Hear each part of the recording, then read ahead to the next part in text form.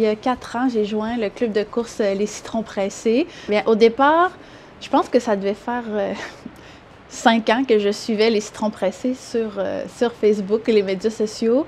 Puis j'ai enfin décidé à un moment donné à me dire, bon, OK, je vais essayer la course à pied. Donc, de terminer la journée avec une course, ça me permettait de, comme le bruit un peu de la journée dans la tête, qui s'en aille un petit peu. Donc ça, c'est sûr que côté santé mentale, ça fait du bien, là. Après, on est comme, je me sens super bien ensuite.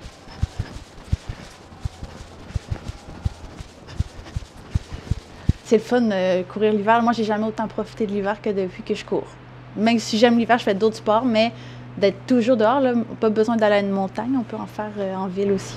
Dans les défis, on sait, bon, il fait froid, mais ça, c'est celui qui nous fait le plus peur, mais finalement, on court, donc on crée de la chaleur, donc on se rend vite compte que c'est pas trop grave. Bon, ça peut être glissant, des fois de la glace de cachet en dessous, mais ça aussi avec des bons souliers. Là. Idéalement, on essaie de changer la paire de souliers quand on va courir l'hiver. Surtout en transition de saison, c'est là où il y a des blessures des fois chez les coureurs parce que, exemple, on tombe avec de la neige, là, les chevilles vont pas être sur un sol qui est vraiment égal. Donc, il y a ce petit danger de blessure qu'on doit faire attention.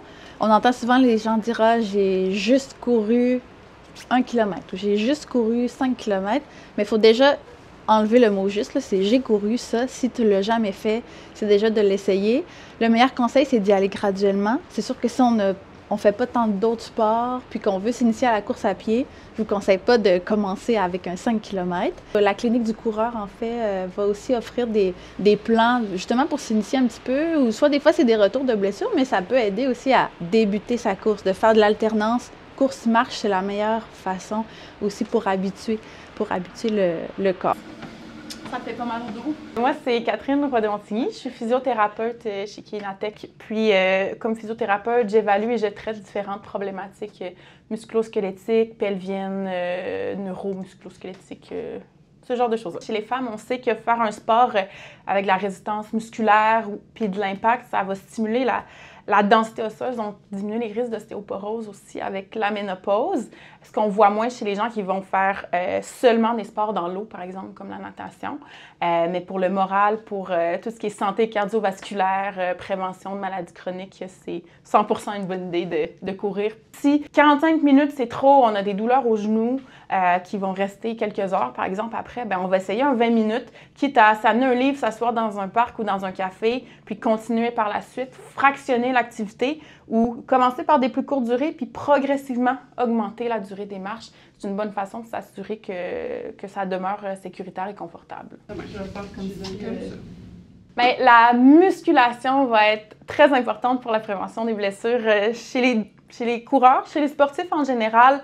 Tout ce qui va être de la stabilisation du tronc, par exemple, des planches, des exercices d'abdominaux, à la fois de la stabilité, tous les petits muscles qui vont contribuer à que quand on court, on ne développe pas des vices mécaniques, des mauvais patrons de mouvement.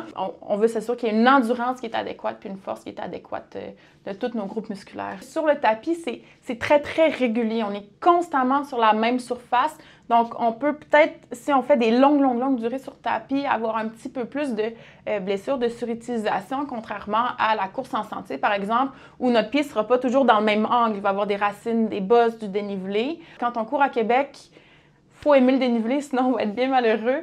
Il faut s'habituer à s'entraîner dans ce contexte-là.